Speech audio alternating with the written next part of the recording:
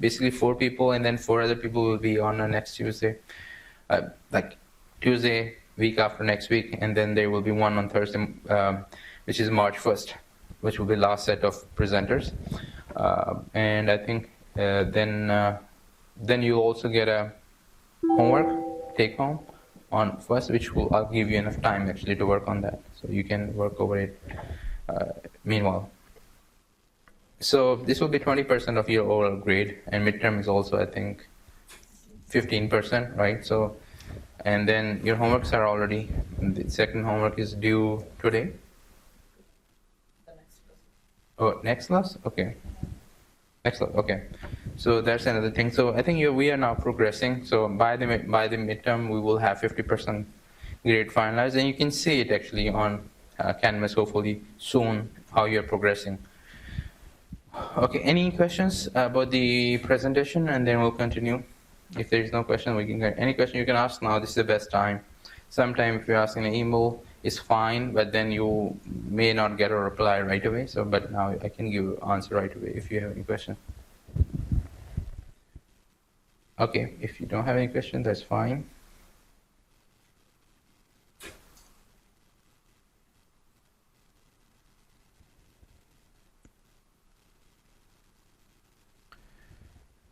Okay, so this is technologies. Again, we are covering a main topic of soft lithography, which is a method to make microfluidic and nanofluidic devices. And there are quite a few variations, which we have discussed in the previous class. There is another technique. So we also talk about the CD-based microfluidics.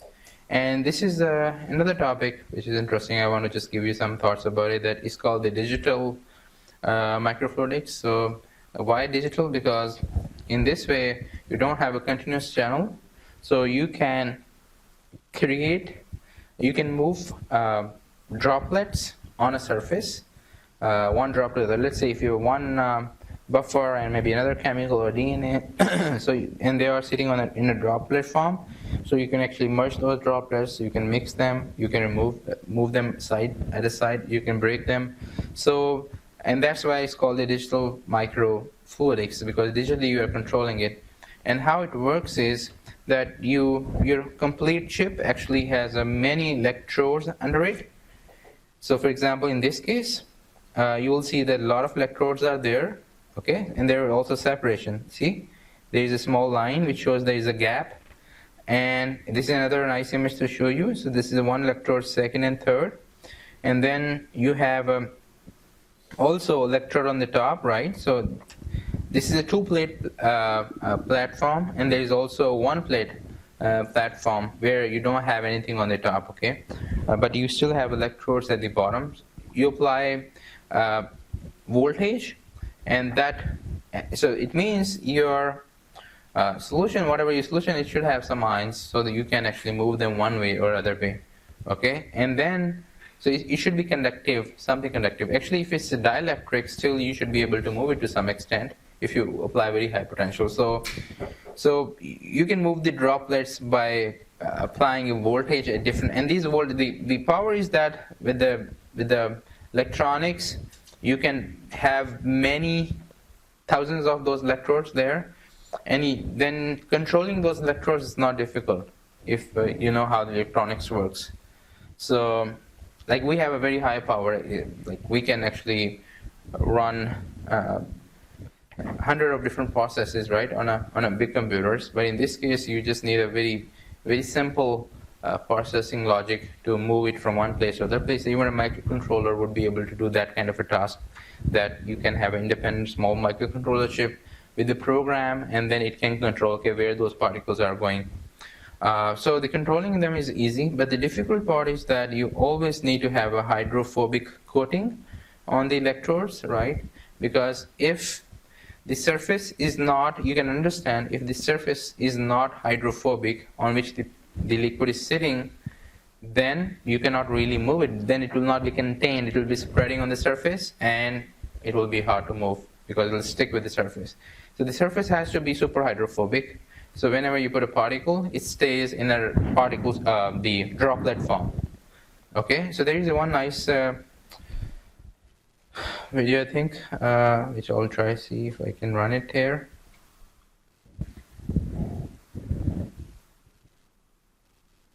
Which shows you some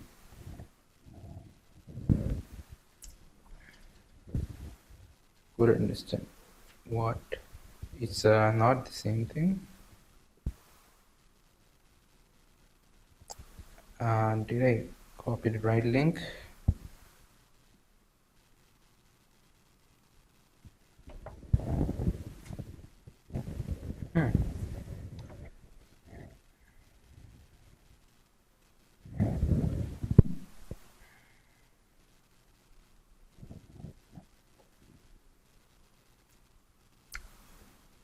Okay, liquid logic. No,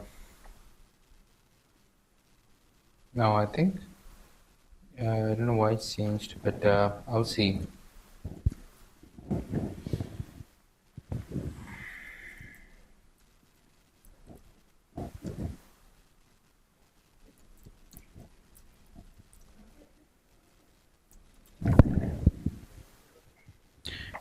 Okay, this is small, but maybe a nice video. I can play maybe one or two for you, just give you an idea. So I think this is from a group who is working at Stanford. Okay, I'll play it now again.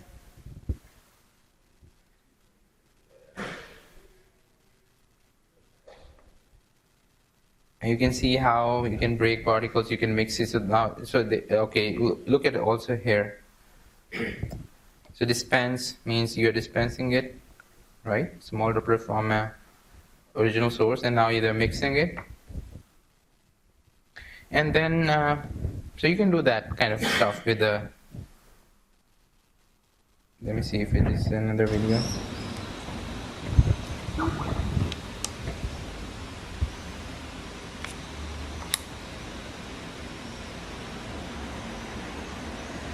So you can see the surface is very hydrophobic, and that's why the liquid is not spreading.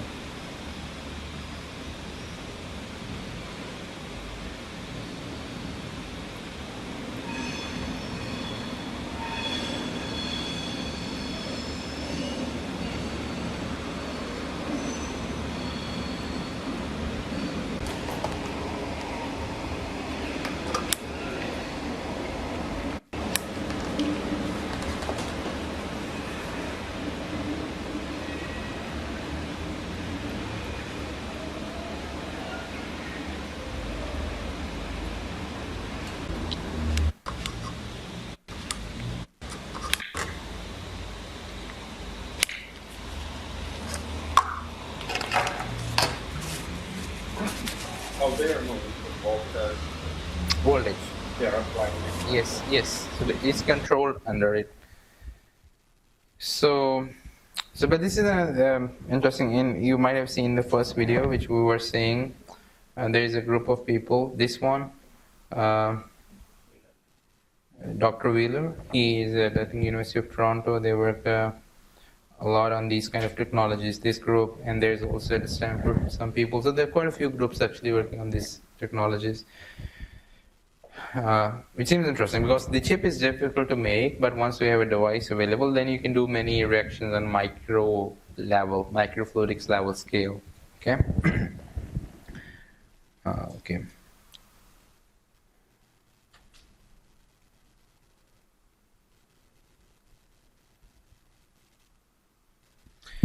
Okay, so now there is another topic. It's called, very similar to what we are discussing so far in our soft lithography, it's called the imprint lithography.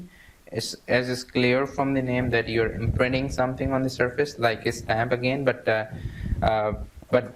this is a little bit different when we say imprint lithography because there are specific conditions and polymers used for that purpose. And there is when you imprint on nanoscale, we call it a nanoimprint lithography. And nanoimprint lithography, there is equipment available, I know, at FIU. They have a nanoimprinter. So basically how the nanoimprinter works is, first you have to design your master, which is, in this case, they're calling it a mask, but actually that's your master, where there will be a pattern. The red or the maroon color here shows your resist, okay? So then you put actually your master on top of your resist, which is also polymer in this case, and then you press it really hard on the surface, okay? And that pressing has to be done with at a controlled temperature, okay? And you don't want to apply excessive force so that it will break down, but you also want to make sure that then these pattern is imprinted inside the resist. So you use a specific temperature and pressure conditions inside. It's a little big equipment, not very big, but More like mechanical, yes, mechanical. But then you will see in a minute that we also use a laser sometimes to cure. So we can put a resist, which is a UV curable, and then we use a UV, like same UV which is in lithography, to cure the resist, all the resist. So in that way, you can have a pattern transfer. So these channels will be filled, and then you can remove the top mask from there. So in that way, you will see that the pattern is now transferred, right, in a resist. So in this case, it's not photo lithography, it's a nanoimprinting, which is more mechanical, okay? But you can still achieve a very nice feature with it. I personally have a little bit hard time when I did it one time for my projects. The Nanoimprint Lithography, you can have a nice pattern transferred on a small area, but when you do it over the whole wafer, all the pattern is not transferred very uniformly. So that's what I was facing challenges. But maybe with the optimization, because I've seen people doing very good work, and they've shown that, I don't know how much reproducible those results are, but they have shown very nice results that they can transfer many patterns on the surface. So for example, these people are in Princeton, I think, and they have shown, I cannot see scale on my computer, but this is 120 nanometer, I believe, the whole scale from here to here. This looks like a TEM or SEM image. So then each circle would be about 10 nanometer or smaller. So these are very, very fine features which you can transfer from one surface to other, as compared to E-beam lithography, which takes a long time, and also the atomic force microscopy based lithography, which also takes a long time to print on the surface. So with this, to transfer, to write on the surface of the E-beam, with this you can actually have one wafer which you have designed as your mask, which will have a lot of patterns, and it can be a big one. So the idea is you can actually transfer in just 2 minutes. You can prepare another wafer with that, okay? So that's the power. It's a very high throughput process as compared to the other techniques. So that's one biggest advantage it has. Let's say it has a high throughput. And then once the pattern is transferred, then you can do etching or other things actually to further transfer the pattern to the underlying layer. So then it depends on what you really want to do. There is another type of imprinting lithography. Is a different company who make those equipments. It's called the laser assisted direct imprinting. So in this case, so you have a quartz mold, means a quartz is a glass, so it's very hard, and then what you do is, and this is a hard material also on which you want to print things. So use a laser, and the quartz will not, so you have to choose a laser such that it will not be the wavelength, the quartz will not absorb that wavelength. And then specifically you will be transferring energy to the top layer of this hard material. So that will make it, that will softens it, okay? And it becomes into molten form. And then with little pressure you can actually emboss or imprint the features inside, and then you let it cool down and it solidifies, and then you remove it. So in that way the pattern is transferred from quartz mold to the bottom substrate. And these are some of the patterns which they have transferred. In this case, this is again nanometer, or it's a what, micrometer? It's a nanometer. So you can see how nice the features are which are printed. Again, I'm not sure whether it will be only certain places or all the places. So because I have a difficulty in doing it. But yes, there's definitely a very high potential to transfer patterns on nanoscale with this, with the temperature, or sometimes people use a laser to heat certain area, and then sometimes they use a liquid thermally cured or UV cured polymer as a resist. So there are two types of nanoimprint lithography resist. They are thermoplastic polymers or UV cured polymers. So basically, with the temperature, you can either convert them into molten form, or they're already in a liquid form, and then with the UV, you can cure them. So there is one technique which is called step and flash lithography, and in that case, we use a UV resist. So you will see how it works. So again, you have a quartz master. So definitely you need a master which has been made with maybe some other technique, e-beam or other methods. Then once you have a quartz master, then again you put it on the surface. So then you dispense the UV curable liquid on the surface that will serve as a resist. Then you put this mold or your template on the surface. So because in the liquid form, it will fill in the channels, right? So after that, you don't move anything. You just turn on your UV lamp, and that will solidify or polymerize the UV monomers and the resist. So the resist becomes solid. Then you remove it carefully, and once you remove it, then the pattern is actually transferred. So there are different ways how people are doing it, either using a laser to heat up a certain area, like in the previous example. In this case, they're using a UV cured resist, which is easy to work with because in a liquid form. And then once the pattern is transferred, then you can further translate it into into bottom layer.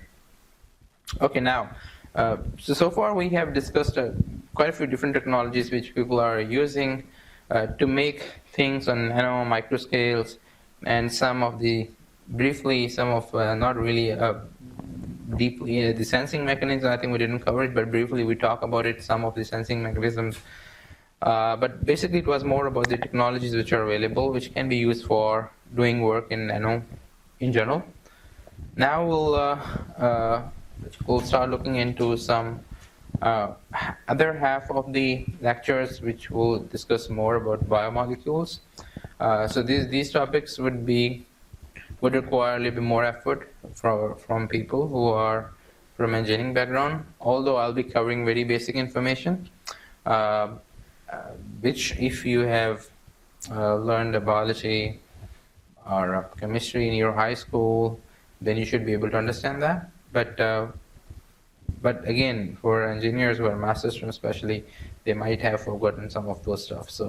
But for people who are from biology, this will be a piece of a cake, most probably. Okay, but same was the case for other people. Like so far, I think engineers were in a more comfortable position, so they were understanding, following things much easy as compared to the people who doesn't have engineering background so far. So now it's easy to ask. So it means that people who have a computer science or electrical, civil, or other engineering background, then they should put more effort in here so that they can learn more, because if you don't know anything, say if you put more effort, you can actually gain a lot of knowledge around the topic. So but we'll be starting very basically, very brief information, then we'll go to a little bit more applied work which people have done, and so we'll see how technology and biology can come together in various applications where you can help. And that connection is very important for you to understand, because that will also help you to think about what kind of maybe later on proposal you may want to propose, but for that you need both components, engineering and biology, in this class. Okay, so in biomolecules, when I say biomolecules, so basically we'll be talking about DNA, okay, the DNA structure, what are the technologies which are built around the DNA and DNA structure to decode it or to read it, the structures like which we call it DNA sequencing. So there are quite a few techniques which are used, and we'll go over those techniques one by one. Then Then also, when we say biomolecules, then it's also a whole group of proteins and amino acids, which again are very important for various applications. When we say targeted drug delivery or biosensing, so the important component there is actually biomolecules which are used for biorecognition. Let's say if you are detecting any pathogen, which can be some antibody from blood, which is also a protein, and or serum or saliva or urine, right? Or this is how normally diagnostics is done. Or if it's maybe some DNA or RNA-based marker, so then you have to use some biorecognition element which can recognize those things specifically. Otherwise, your sensor doesn't know what to sense. It will sense everything. Let's say if you're sensing a conductivity change, if you actually put a blood on your, let's say if I have a impedance sensor, if you put a water, it will show me some impedance, and if I put a blood, it will give me different impedance, right? So from that I can get an idea, okay, impedance is changing, but you will not be able to actually find any useful information from diagnostic point of view, for example. But if you have some biorecognition elements which can recognize specific biomarkers means proteins or RNA or pathogens, bacteria, it can be anything.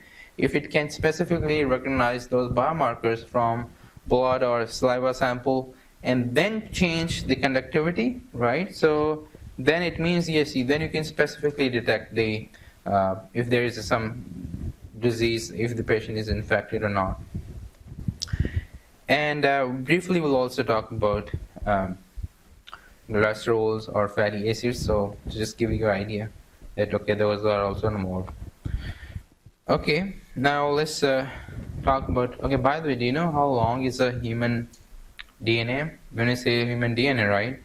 So how long it would be? Okay, I can give you, you can write some numbers. So actually the difference between any two bases, the distance between any two bases of DNA, let's say DNA is a D, A, T, C, G, or whatever, then the difference, physical distance between those two bases is approximately 0.34 nanometer, 0.34 nanometer, okay, between any two bases.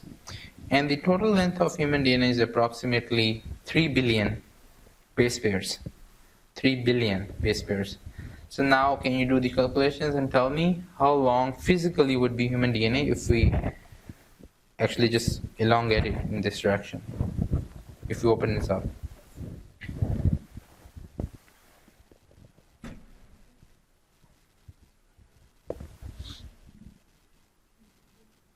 Billions? 3 billions. 3 billion. Yeah. Billion. Billion, yeah. And you said the distance between any two bases Is several nanometers. 0.34. That's less than a meter. A meter. How much are you getting? About a meter? Yeah, somewhere under a meter. Yeah, it's about a meter actually. So 1 meter long. And that is in each cell of a human body, not just one package. So most of the cells, like cardiomyocytes, which is a heart cell, neurons, fibroblasts, which are present in many different places, lung cells, bladder cells. So all these many different types of cells, they have a nucleus and they do have actually DNA also there, okay? So this 1 meter, approximately 1 meter length DNA is present in all those cells. But do you know if there are any cells which doesn't have DNA, or all cells have DNA?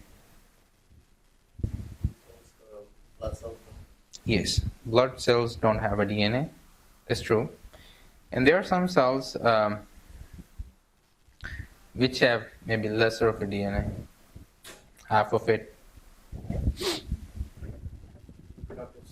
Reproductive cells, okay, sperm cells.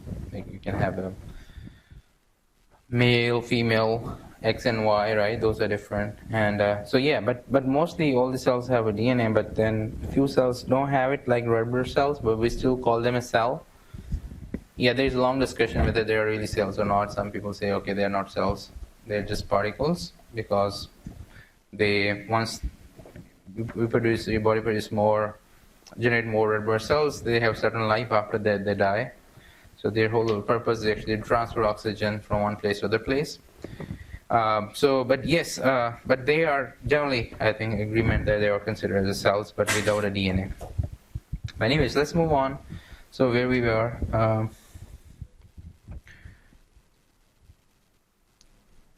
Okay, so if you look at this picture, it gives you a scale of how various things are. So starting from larger animals like human beings, which you can see with the naked eye, then if you go all the way to the down, this area is more interested to me for this class where we have things on a micro or nano scales. When I say micro scale, plant cells, most of the human cells, they are micro scale. Then some of the cell organelles are also larger. You can consider they are close to micro scale. But then there are a lot of species which are also very important for this class, are molecules which are in nanoscale range, and then we have atoms which are 0.1 nanometer, very small. So when I say micron scale, can you name in a human body? Can you name certain things? Although some of them are written here, which are on a micron scale. So definitely, cells are on a micron scale. So when we say cells, do you know what are the sizes of the blood cells? We will talk about that one time in class, I think, previously. So can you remind me what was the sizes? Because those are important later on. So what are the sizes for human blood cells? When I say human blood cells, so am I talking about only one type of cell, or there are other cells also there? Red, white, right? So white cells, they look white, or it's just a name? What do you think? Hemoglobin, but if you look at under the microscope, do they look white? No, right? So it's just a name. So they don't look colored, by the way. The red blood cells they are not very transparent under the microscope. So you will see them dark, and the white blood cells are less darker in contrast. But definitely there is no color there. If you see with the naked eye, the red color we see in the red blood cells is because of a hemoglobin, by the way. So, but anyways, the red blood cell size is about 6 to 8 micrometer, and it's a donut shaped. And when it's a donut shaped, it means 6 to 8 micrometer in this way. But on the side, it's very small. It's about 1 to 2 micrometer. Okay, so the thickness is less, and then but its overall width is more. White blood cells, there are quite a few types. Lymphocytes, neutrophils, monocytes, so B-type cells, T-type cells, they all are different kind of white blood cells, and they have different functions to fight against the disease. So some do one part and some do the other part. But their sizes, in terms of sizes, they are ranged from 8 to 20, roughly, 8 to 20 micrometer. When we talk about sperm cells, do you know what's the size for a sperm cell? You were in the presentation, I hope all of you, last week, from a presenter, right, from Brigham Women's Hospital. So do you remember what was the size of a sperm cell? Because he showed some videos there, right?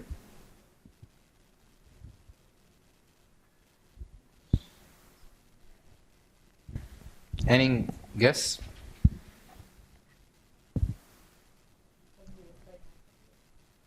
A 0.05 micrometer. Yeah, but you will see, you have seen the videos maybe, and they were clearly identifiable under the microscope. It's 0.5 micrometer means 500 nanometer, which will be not easy to see with the regular microscope, by the way.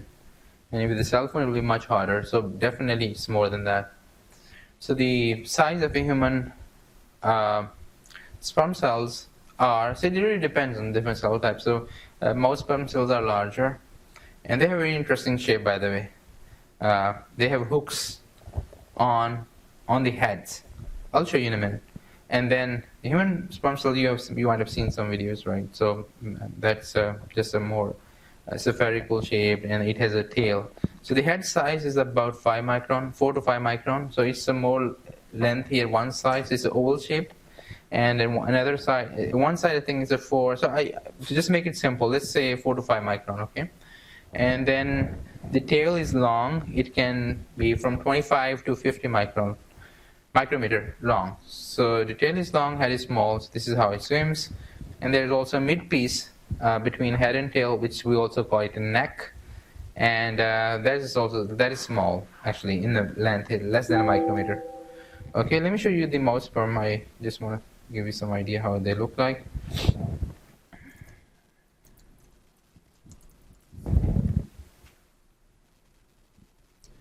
Okay, these are the mouse sperm cells, and if you see it clearly, they have their shape is very different. So they have a hook on the surface. You see it? It will be more clear in the images.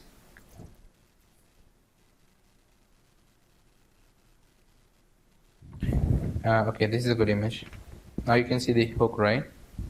And when they travel, actually, it's very interesting. Many of them, you will see them that their hooks are attached with one another. So many of them don't travel as alone. So they travel in groups, and means their heads are locked between one another. And you will see it here, like this one. And you see this one, and that video also, this image also. So they are traveling in this hook. They are attached. So sometimes there are 20, 30, 40 sperm cells which are hooks attached with one another. I've seen it myself, so I have done work in that area. And okay, why they do that way? People think that it's easier for them to actually move faster and longer, and that's true.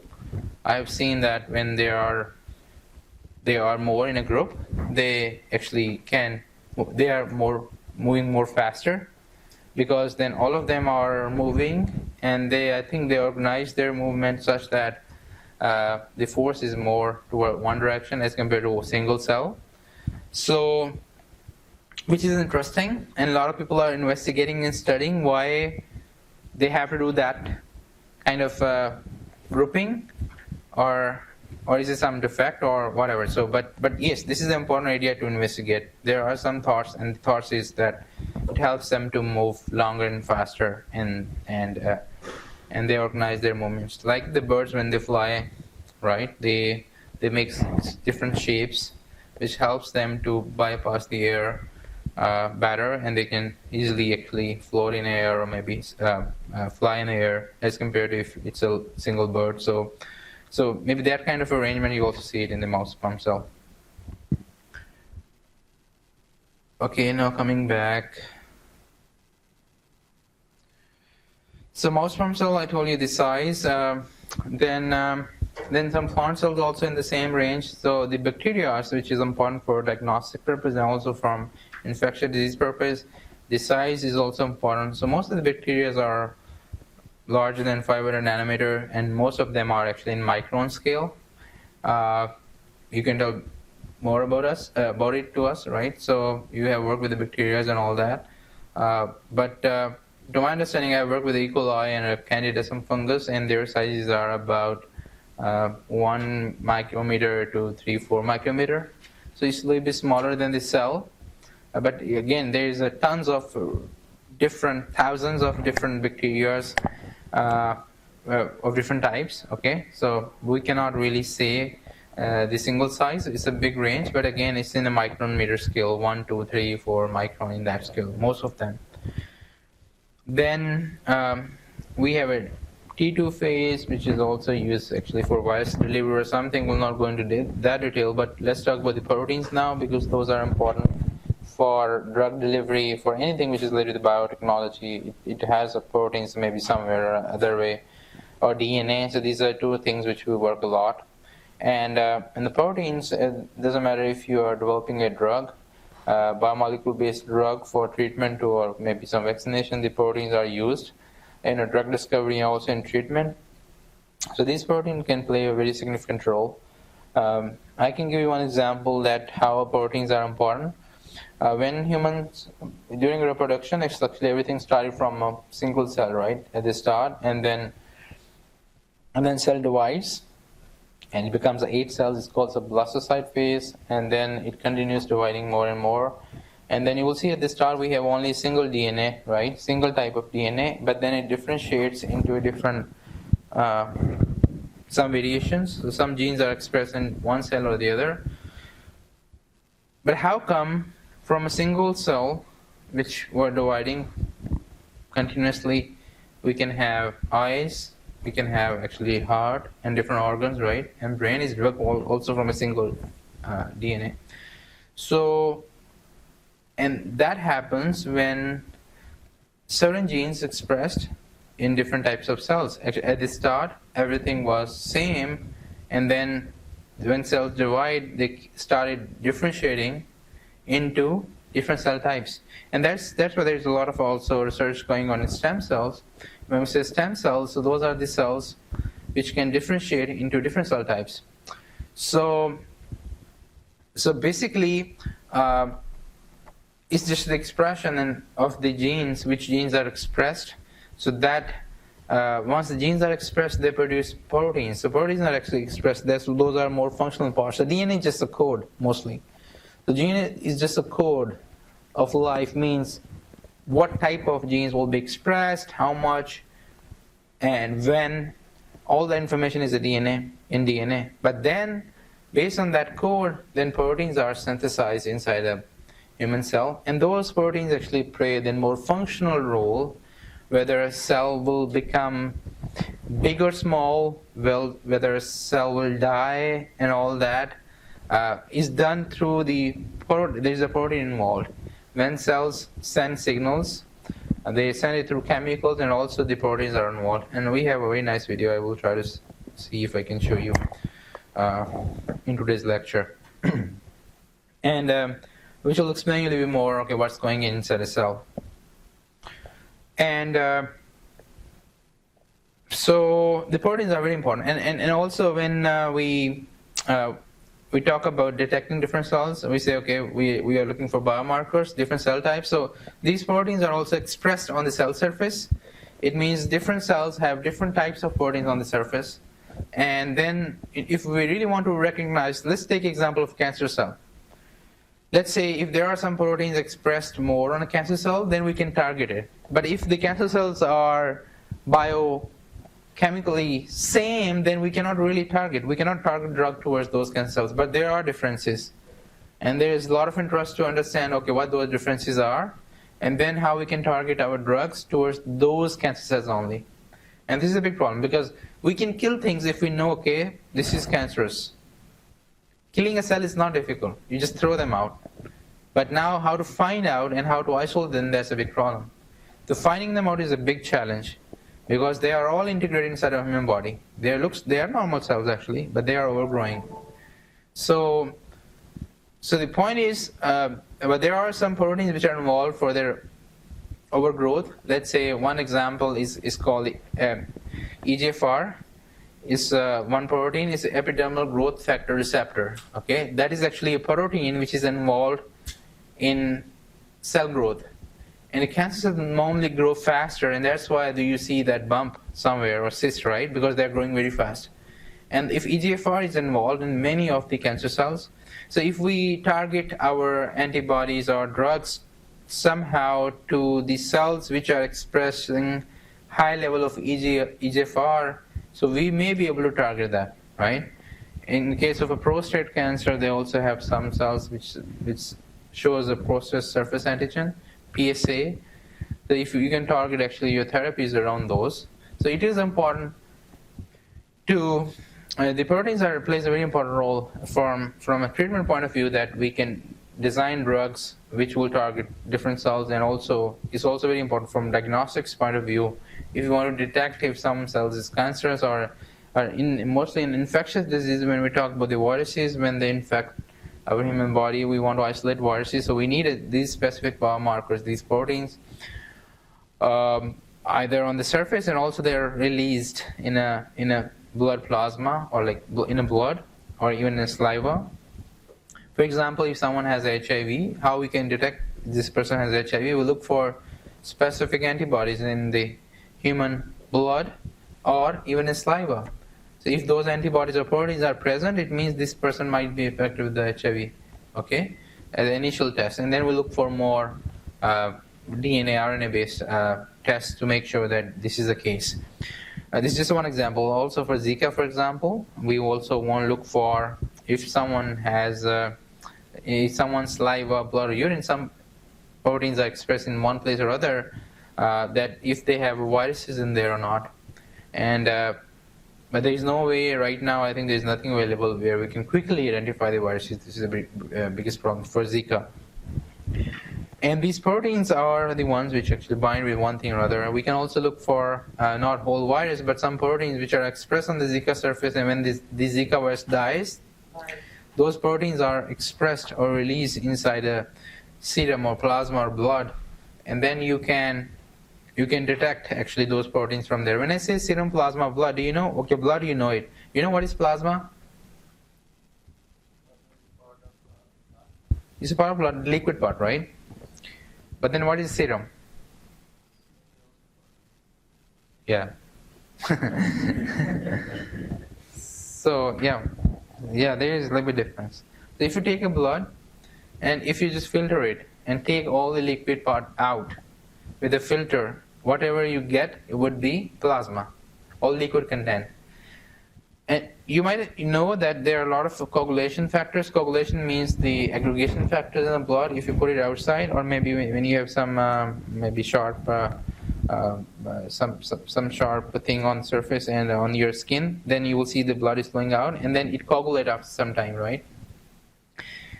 And there are coagulation factors will let cells, blood cells actually coagulate and stop bleeding. And it means if you take the blood and put it outside for a little bit longer, then it will also coagulate, okay, in a few hours. So when you let the blood to coagulate, so it's actually cells which are coagulating. So then the cells will be separated out from the liquid part, and you can take the liquid part out. That would be a serum. But now the plasma and serum are similar, but plasma also have a coagulation factors. A serum doesn't have a coagulation factor because they are already being utilized for aggregation. But plasma is the same liquid, but it doesn't have a coagulation chemicals. So, okay, so that's where I say, okay, when I say that we can detect proteins, antibodies from blood or plasma, so that's where what I'm talking. Okay, then we talk about, let's say, the viruses. The viruses, do you know what are the sizes of the viruses? So most of the viruses are very small. Oh, so protein sizes, I didn't mention about that. The protein sizes are normally from 5 to 50, even 50 nanometer. So they are big also. So proteins from 5 to 50, average 15, 20 nanometer. So they are of that scale. Single proteins, molecules. They don't have very defined shape because they're not spherical. They have a very complex shape. You will see it later on. It's a two-dimensional. There are three-dimensional also, and they also fold around. So it's complicated. And then we have viruses, and viruses are normally their sizes are from 50, I would say, yeah. I've seen viruses like about 30, 40 nanometer to all the way to 150 nanometer. Again, in nanometer range. For example, the Zika virus, which we have, or dengue virus, their sizes are about 50 nanometer. Then the HIV virus, its size is about, on the average, 100 nanometers. In that way, different viruses have different sizes. But it's almost in that range.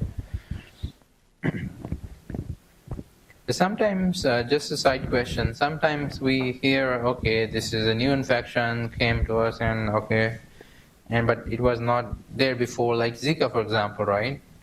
So from there, those viruses comes, by the way, because viruses, some people think that it's living, some people think it's not living, okay? So then again, a debate, because it doesn't have its own reproduction system. Also inside the human body, when virus comes, most of them hijack our cell development. So they actually inject DNA inside the human DNA in nucleus, and then it becomes a part of it, and then it gets expressed, and then it produces more copies of viruses. Okay, so it has a code actually to generate more viruses, but it cannot reproduce by itself. So anything which cannot reproduce, whether it's live or dead, I don't know. Okay, because when we say things are live, then we think that they should be able to reproduce, right? Like plants, they grow, they reproduce. Humans, coral reef, right? It also reproduces. So, but if something is not reproducing, we think that it's not live, right? One way to define that. And if the virus doesn't reproduce, maybe we cannot think, maybe it's not live, but some people think that, okay, they can grow, they have a code. So again, a different discussion, but yes, those are viruses which we can have. Some have a DNA, some have RNA. We'll talk about later what is the difference between DNA and RNA, but yeah, they have nucleotides or bases. So, and their sizes you're familiar now. And by the way, from where those viruses comes into picture, sometimes, let's say, previously we don't have any Zika here, but now we see there are a lot of Zika cases, especially last year, and still there are possibilities to have Zika spread. So, from where do you think these viruses come? Even for HIV, there was no HIV case, I think, before 90s maybe or 80s, where everything started afterwards, and now we have 35 million people infected with HIV right now. Okay, 35 million all around the world. So even in the United States, there are less than 1 million people. So from where these viruses comes, by the way? General question. What do you think? Like mutations. Mutations of what? Yeah, I also don't know from where we came, by the way. It's a long, big question, right? So, but at least for the viruses we can discuss, right? So we are not involved. So the viruses are, I think, that's what I also read about it briefly. I might be wrong. I'm not expert in this historical perspective, but I have read that the viruses are already there, actually, somewhere, sitting, but they don't get the environment specific conditions so that it can grow really vigorously. So, but it is around us. Many viruses were around, like HIV was around. It is not that it's something new. So it was around, but it doesn't find favorable conditions. What those favorable conditions are, it may be human body, it may be specific conditions in a human body, temperature conditions, whatever. So then it actually, like a flu season, right? We don't have a flu all over around the year, right? So some season we have actually a lot of flu cases, and then it goes away. So it means the environment have a lot of effect on the growth of these things. So these things in specific conditions, I think heat is definitely involved, because I've seen many viruses are showing up in a picture from areas which are normally hot areas, like the South African region. So I think heat also has to play some role there. But anyways, the point is, it's just a suitable environment. Once they find the suitable environment, then they can come into picture. And then once they are in a human body, then they can grow and they can spread. And some viruses we have actually just taken care of them very well, and they are now history. Do you know any case? Those viruses which are now, we don't have any cases, which were before there were some issues with those viruses. Like I know with the polio, for example, still there are some countries in South Asia. There are very few countries which have cases of polio. But most of the world is free from polio now. Even in the United States, I don't think so we do polio vaccination. We do? I don't think so. I don't know. I don't think so we do. And because I have kids, so I know. So, smallpox? Is it a polio? No, it's a virus. Oh, it's a virus which is gone now, but smallpox, we do vaccination for smallpox, or I think so. Because if there is a vaccination, so it means there is a threat that virus might be around. But for polio, I'm pretty sure we don't do any vaccination here. I looked it up. It says smallpox is an eradicated virus that used to be contagious, disfiguring and epidemic. Okay, so maybe we don't have a smallpox anymore. We have Chickenpox, yeah. Yeah, we have chickenpox, yes. I was suffered from chickenpox one time, and it was horrible. week in a hospital. So yeah, it's not good experience. But yes, so some of viruses, if you take good care of them, you can actually eradicate those viruses. But they might be still sitting somewhere. I don't know. They might come back one day, but I hope not. So, but those viruses are there, and it's very important also, from infectious point of view, to detect. It looks like polyvirus. I'm not sure. I don't recall that, but it's vaccine for kids 2 months per month. For kids. No, there is Vaccinated. there is a vaccination, but not in here. I don't think so in here, because I don't remember, but I might be wrong. But I don't see that. I don't remember getting polio. But there's a MMR and there are quite a few different vaccinations which they do, but maybe not polio. But it's done in other countries, I know, still in some countries, but very few countries. Okay, so okay, viruses and what else? So we have a DNA also, which we didn't talk about, but DNA again, it's a long, it has a code of human life, how much maybe will live, but the issue is with the DNA, the DNA also differentiates. So when one cell is a normal cell, but sometimes it gets differentiated into cancer cells.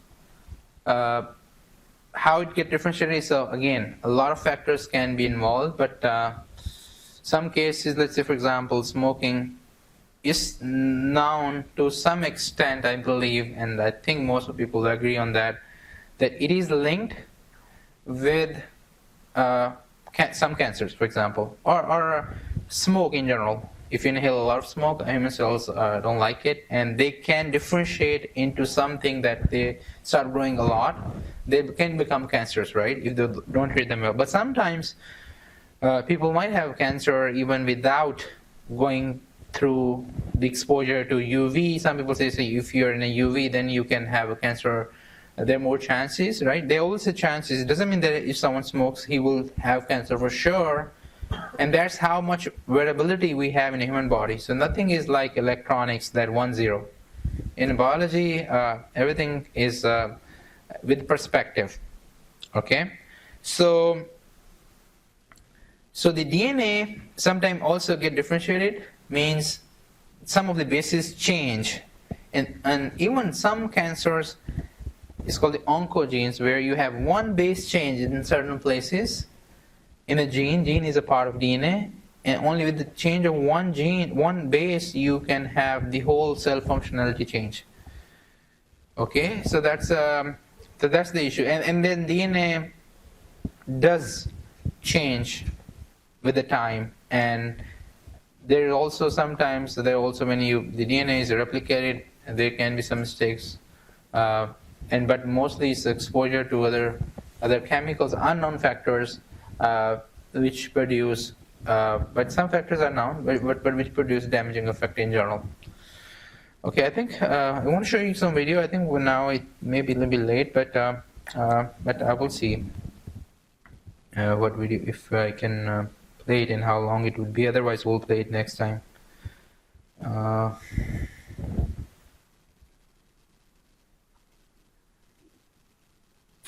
We still have 5 minutes, right? So.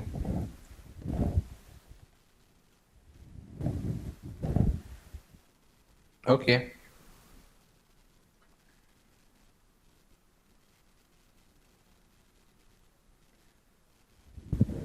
I think we'll do it next time. I'll try to find the thing. There's something. If you're looking for life sciences or page, please visit this page. Okay.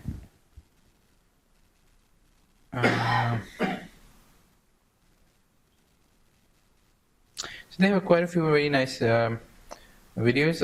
What I was looking for, it looks like they have moved it. So let's do it next time then. In that case, I will try to find that, and I'll show you. So that shows actually what's going on inside a cell, which we think, okay, it's 10 micrometer, and that's it. It's a ball and with the nucleus with DNA. So it will give you some picture, okay, how complicated the cell itself is. Okay, so that will talk more about the human cell. and what are different components and what are maybe important or not important for our class at least, and then we'll go from there. Okay, I'll see you then next Tuesday, and make sure that you start preparing for your nomination, for your presentation based on the alphabet order, so you know who will be presenting first. Okay, you can look at all the student list on Canvas. Okay, so then you can get an idea, okay, whether you will be presenting on next Thursday or not. Okay, see you all next Tuesday.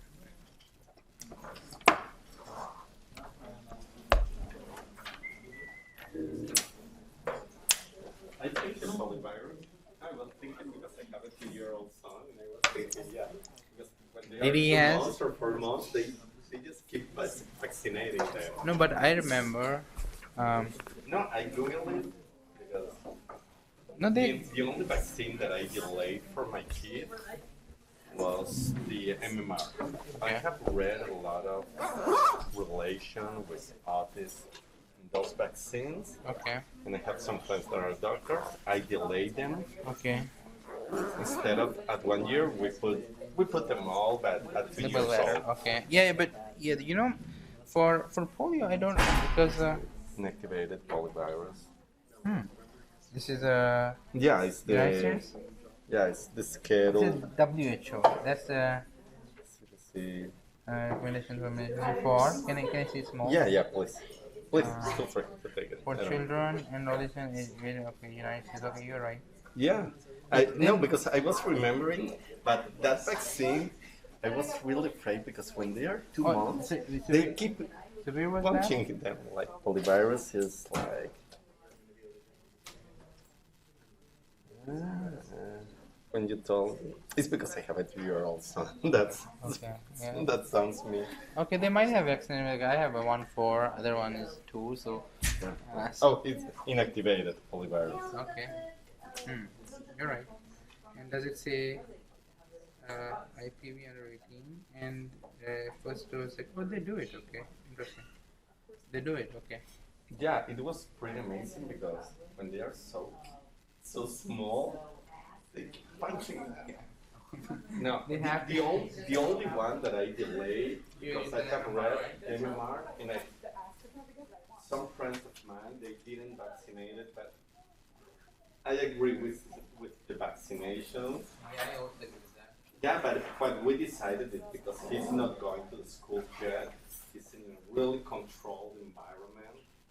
Yeah, but still kids can. No, our pediatrician told us if he's in a really controlled environment, I don't mind. But if he's going to school, I will encourage you to do it. Yeah, because my kid has all the vaccinations, but so he gets to go maybe 2 weeks, and the reason is that He's going to school. Okay, if he's going to school, our pediatrician there's warned us. another vaccination procedure. So you get vaccinated for everything. Yeah, this. So some of that is. No, they sound. You forget. You